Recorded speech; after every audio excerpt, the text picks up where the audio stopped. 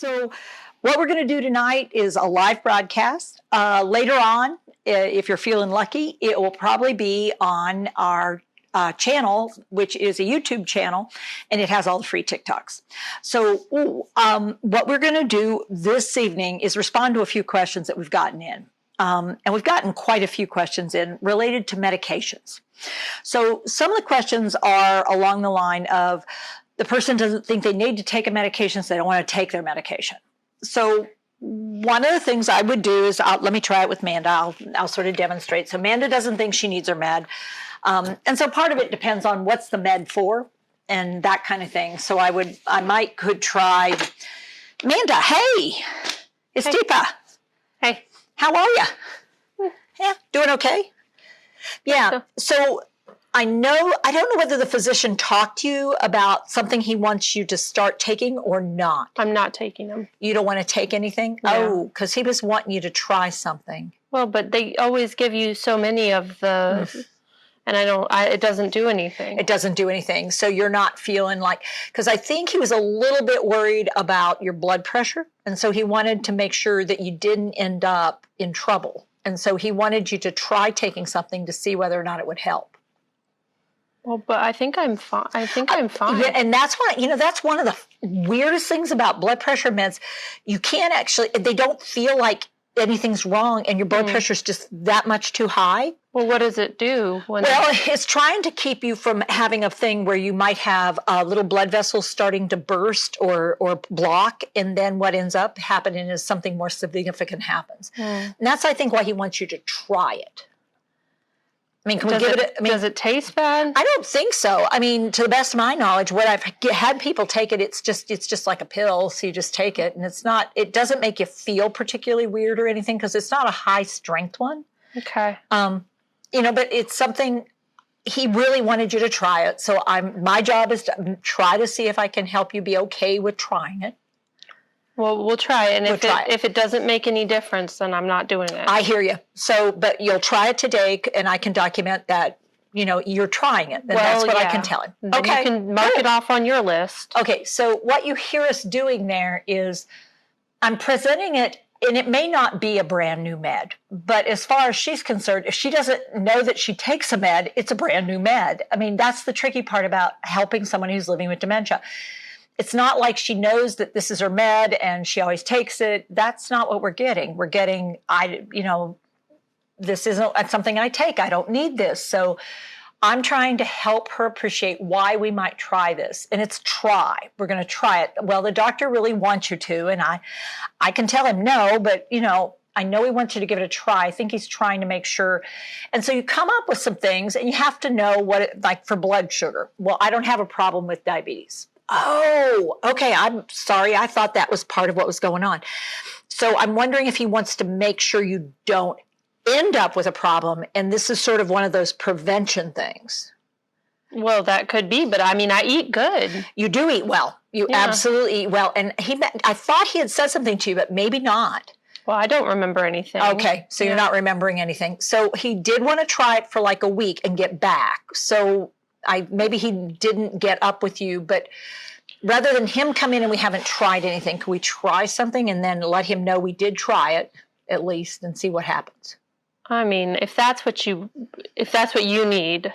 Well, it would be super helpful so that I don't have to fill out like 20 zillion pieces of paperwork about you saying, no, I won't even try. Fine, just give it to me. All right, fine.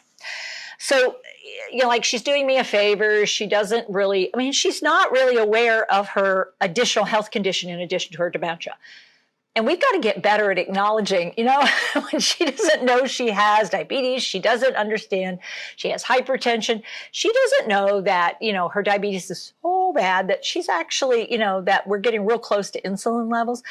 Then what we've got to figure out is how are we going to make it okay to take the medication this time? Mm-hmm. Because each time we do it is a new experience for her. And for us, it's so hard to remember that she doesn't take these pills. When she does, she takes them every day. She takes them every afternoon. It can be really frustrating to be on that side of like 3 weeks ago, a month ago, she was fine with this. And all of a sudden, this is becoming a barrier. And that could be simply the progression of her dementia. It could be that her diabetes is not as well controlled as we wish it was, because she's not actually taking and swallowing the pills. She takes them and she does it. Because people, when they say no, if you can't get to a reasonable yes, they are really pretty good sometimes about saying okay and then not actually doing the thing that they said they would do. And in this case, it's feeling like if I gave her a pill and I gave her fluids, more than likely she would probably take it right now.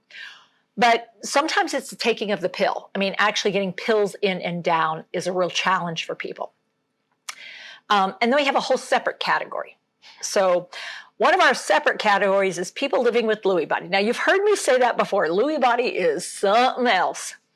And one of the hallmarks of Lewy body is because my brain misremembers data if I'm living with Lewy body, I frequently believe something has happened that has not. And so if we'd have some discussion about taking meds and I don't need these meds, I don't understand why I have to take these meds. The next thing you might notice is I start talking about people trying to poison me, people trying to sneak things in on me. They think I don't know. The food is poisoned, the drink's poisoned. They're trying to sneak meds in. I get it. So this gets to be a really challenging situation because I have somebody now who may not be willing, because the issue with the meds, now they're not willing to eat or drink. And that is one of the times in Lewy body we've got to go, whoa, okay, that's a survival thing. So if someone is fairly early in Lewy body, we've got to talk about, okay, so you're not trusting anybody. Is there anybody you would trust to fix you something to eat? I mean, if you fix yourself something to eat and I keep my hands totally to myself, would you feel okay about that? Well, only if I went shopping. Only if you bought the food yourself. Because they'll do it on the way home. Okay, so you're afraid somebody would put something in on the way home. Okay. Yeah. So this is getting really, really close to that edge of we might actually need some sort of medication support because there are 3 reasons that we do consider using antipsychotics with people. One is that they are unwilling to eat or drink because they believe that people are poisoning them to a point where they are not eating and not drinking. And so they are malnourished and dehydrated because they are fearful that people are going to poison them and in fact believe that. It's such a strong delusion they can't take in things. And that's pretty significant. The second reason is that they believe people are hurting them and that you are not hurting them. You're not trying to do pericare or something, but they truly believe people are abusing them and hurting them. And they're so fearful that they won't allow contact with others. So they will not come out. They barricade themselves in. They won't have conversation. They won't engage. That's really significant that they believe human beings are out to hurt or kill them. And the third is when they start trying to attack and hurt other people because they believe that they are sent by the devil. They believe that they are going to kill them. They're going to hurt them. So rather than wait around and see if that's what happens, they take the offensive. And it really, truly is not because I was trying to hold you down to do something. It's just coming. I mean, it came truly out of nowhere. And those are the real 3 reasons that we really do need to think about a medication. And even though we are like antipsychotics and people with Lewy body, not haloperidol, but you do need to think about asking for a medication to try to get that symptom down to a level of control. And it can sometimes follow weeks on end of not sleeping, anything but a few minutes or just tiny little cat naps. So it's not a good place for people to be, but it is a place sometimes people get stuck. So another thing about meds is sometimes people don't understand about taking meds anymore, and taking meds with liquids is challenging. So you put the pill in the water and it sits in their mouth and they don't get how to swallow it or they spit it back out. Mm-hmm. One of the things people will tend to want to do is put it in something like pudding or even ice cream.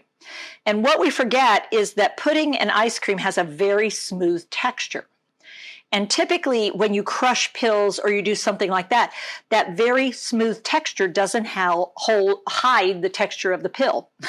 So all of a sudden there's little pieces of stuff in there that they find. Now, number one, that can precipitate, I think people are poisoning me. But the other problem is they find those bits and pieces and they won't swallow those. They spit them out or they hold them in their mouth. And so now I'm only getting partial dosage in. Or if I try to have a capsule in there, they'll get everything in except for the capsule. So it may be time to ask for the pharmacy or the provider to give you a different route of transmission.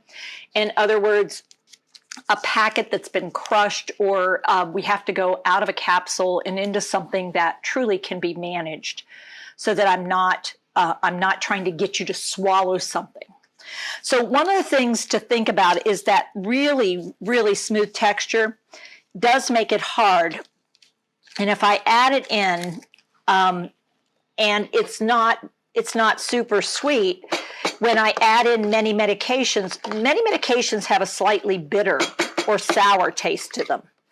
So even if I put this in pudding and I mix it, now I've got to be real careful. Her listening to me mix this, it's like she'd have to be pretty unaware that I've just been mixing something up here. Mm-hmm.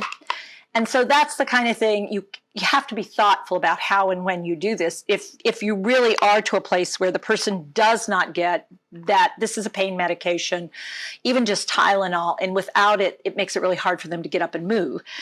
So if I were to do this and I say, ooh, pudding, and she tastes it, and it is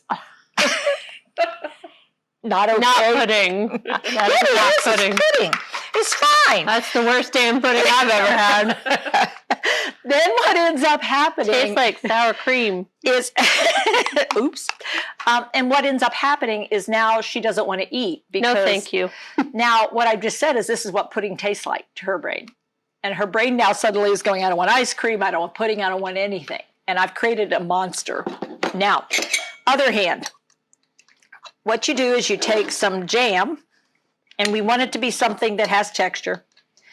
We use that, and instead what we're going to do is mix, even if it's bitter or sour, we mix it in. So the pill, the medication, it's crushed, it's here. It may still have a little bit of texture, so it may not be this smooth and this fine.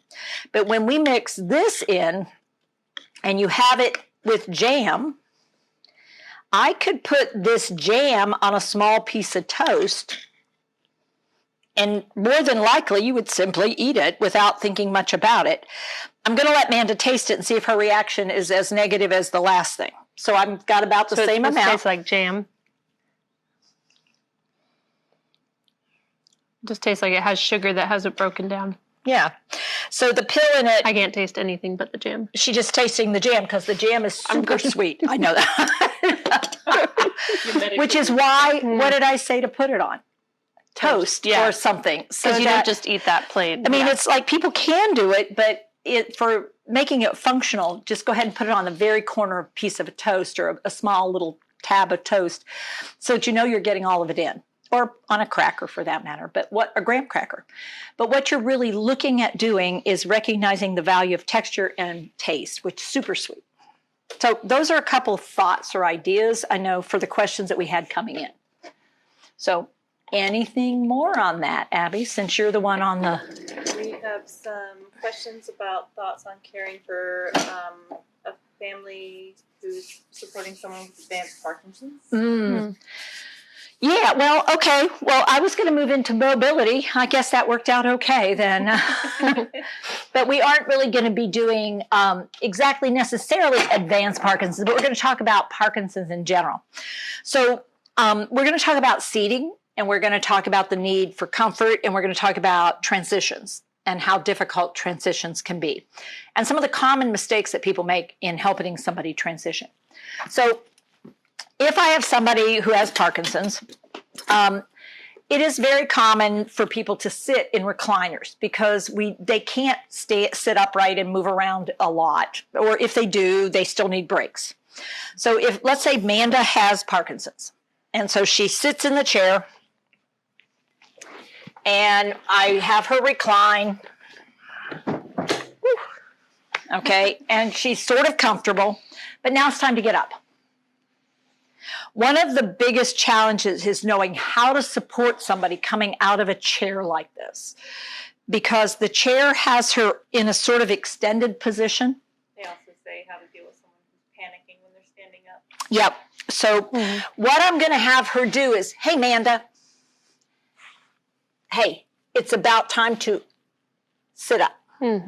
Okay?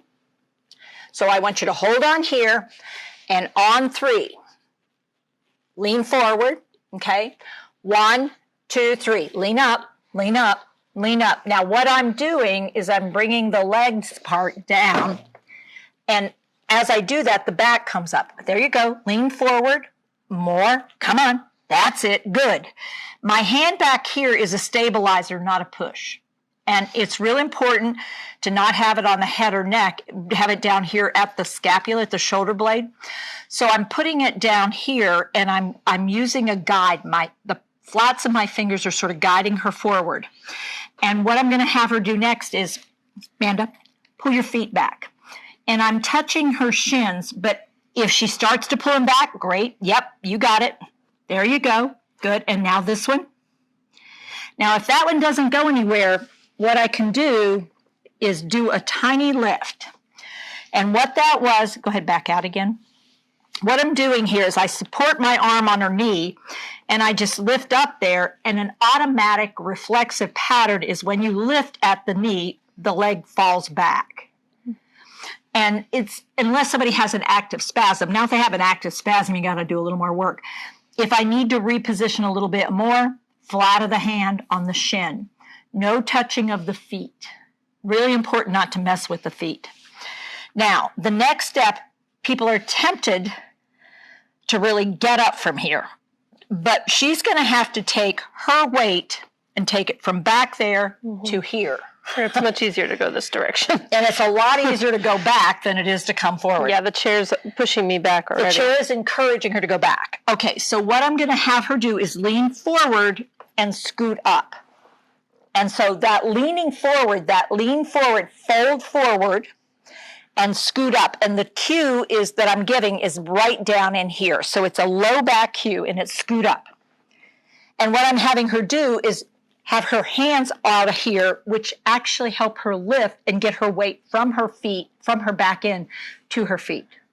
And she now has her weight through her feet. And now what I'm going to do, so it's pull your feet, fix your feet, bring your body forward, fold forward, and now I'm going to say, look up high. Okay, on 3, you're going to stand. 1, 2, 3. And what I'm doing is I'm keeping her forward. But at the same time, with this hand, I'm keeping her from going too far forward. And so it's here and here. Now, many of you might notice how broad my base of support is. I am in tight. Also notice my back does not bend. My back is straight. So even when I was down here, she was here. What I want to do is shift my weight forward while I'm giving this cue. And I'll bend in the knees, in the thighs here, but I'm not going to let myself lean in. What most people tend to want to do is come up in here and try to help by lifting in the armpit. People want to try to get somebody up, but what it tends to do is rock the person back onto their bottom, which means they're going to want to lean back. So then you're trying to pull up, and then I start pulling. And then she starts pulling back, and it turns almost into a tug of war. So it's really important to bring this body forward further than you think. The nose should be right at the toes, and then look up if she can, and then stand up on 3. 1, 2, and 3. Up you go, up you go. There you go. Nice, nice, nice, nice, nice. Up tall, up tall. Now, this is where I'm going to come in with my body. And this body in is all the way, I'm bringing my chest in here, because what I want to do is make sure there's no backward movement. I also keep the hand below waist level, because what I'm doing is getting her an up cue. Once we're here, now she's stable. So let's do it again with somebody less able.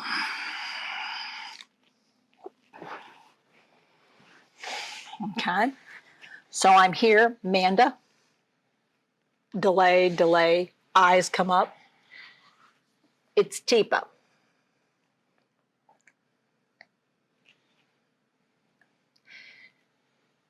Time to get up. You've been rested. Yeah. I'm going to help you pull your feet back. Okay, ready? Up and back. So what you'll notice is I'm all the way down, pretty stable. Her foot is out. It's going to be up and back. And I'm using my forearm. I want to have nice stability. Same thing on this side. There we go. All right. Now, I'm going to come in here. I'm going to say, lean forward. And nothing much is happening. My knee, the inside of my knee is going to block the front of her knee on one side. I'm going to come down low, and I'm going to say, lean up. There you go. Come on. There you go. Nice. Now, in this case, I am doing some assist in this movement, but I get her to here, which is sort of a neutral position. This is all forearm, and it shouldn't feel like a lot of fingers and hands and moving. It should be real nice and stable. Then I'm going to put this hand here, and once again, I'm going to have her lean forward and scoot up. Now notice that I have my knee here, so she doesn't go too far, and it's scoot up. And we're going to scoot up. And we're going to scoot up. And it may take multiple scoots to get her to this front edge. And that's as far as I want to go right now. Now I'm going to come in here, and I'm going to come in here. And what I'm going to do is lean forward, and we're going to stand up. Up tall, up tall, up tall, up tall. You got it. You got it. You got it. Up tall. And what you saw me doing was using this hand and this to move her upper body. So I was actually doing a fair amount of work, but so was she. So this packages her, and it allows me to control her entire upper body, which is very different if I'm trying to use something like the famous gait belt, which is designed to go around the most mobile part of the trunk, which is not a healthy or effective thing. Let me flip it over. Sorry. All right.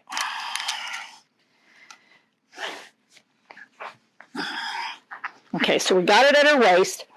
If I'm trying to get her up, go ahead and sit down. And I am leaning her forward, getting her here. Sorry. That was a little rough. And I'm going to use the gait belt to bring her up. Okay, now, Amanda, I want you to, okay, on 3, I want you to stand. Oh, 1, what are you already feeling? this is terrifying. I feel like you're going to throw me over there. Honestly, I really do feel like you're just going to throw me. Because all I'm doing is holding onto the gait belt. And because I'm just holding onto the gait belt, it's starting to feel like she doesn't know exactly what I'm going to do because I don't have my hands on her. I have my hands on the gait belt. And so this is this. You know, like when you're a kid and you go swimming and your uncle picks you up and he's like, 1, 2. That's what this feels like. It's gonna be great. I love it. Yeah. Okay, so when I actually brought you up, you came up pretty well. Mm-hmm. But Okay, I have so- control because, well, you have control of me. Yeah, I have control of you. Yeah. How's that feeling? Versus this. Mm-hmm. It feels like you're moving my body and I'm totally out of control, whereas that first one, I when you're in hand under, this feels like I have no control over what happens. I'm just like going along for the ride. Step forward. Okay, take a step. Can you take a step? Mm-hmm. Step. The problem is when I think I'm controlling something, I might actually try to move her with this gait belt, which is a very common technique. The problem is if I have the gait belt, I have to really be thoughtful that what I want to do is still recognize how human bodies move, and it's not with a gait belt. So what we want to, if we're going to have to put a gait belt on, which I strongly encourage us to start to ask the question, why are we using gait belts about? Where's the evidence that gait belts are super helpful? And if you look at some of the really most recent information, there's not a lot of data. It sort of happened spontaneously when people were getting out of pulling on people's belts and clothing and trying to come up with something. And people like them. I mean, I understand why people like them because it allows you to move somebody without having to get quite so close to them and that sort of thing. But the problem is, and I can hold a body up if it's starting to go down, but I mean, the problem is the damage or harm that it might do to somebody may be significant. So if I am going to do this, then coming in really close and making sure if the person is doing that I get the movement that they're doing. 2, 3, 4. 1, 2, 3, 4. 1, 2, 3, 4. And you'll hear it doing with rhythm, like a marching rhythm. And that's because people living with Parkinson's tend to do better with a march than just a walk, because we end up with that sort of very short, stuttery gait. That makes it hard. So, You want to keep the gait belt on? I do. It looks good. What do you guys think? No. And so the thing about gait belts is they fit here, which means it's right under the rib cage. And if I pull up on it, for people who are older and a little more fragile or people who are osteoporotic, there's a higher risk that I could actually cause damage to somebody's ribs or hurt their low back or hurt my low back, even though what I'm doing is supposed to be protective. So it's one of those things where when people are living with dementia, I think we took something we used in other circumstances and started applying it in this one without a lot of evidence. And there's not a lot of research on it. Now, let's take a look at this chair, and I'm going to have you compare it to this chair. Now, when I said lean forward and do things like that, Amanda was actually able to sort of understand and appreciate what I was trying to say. What do you notice right away when you look at the two chairs? I mean, what are some comparison features? They're sort of similar, but this one's a little bit higher, more firm, because these are floating. Okay. Yeah, okay, those are floating. Okay, so now let's talk about leaning forward to get up. So Amanda, get in this chair, if you would.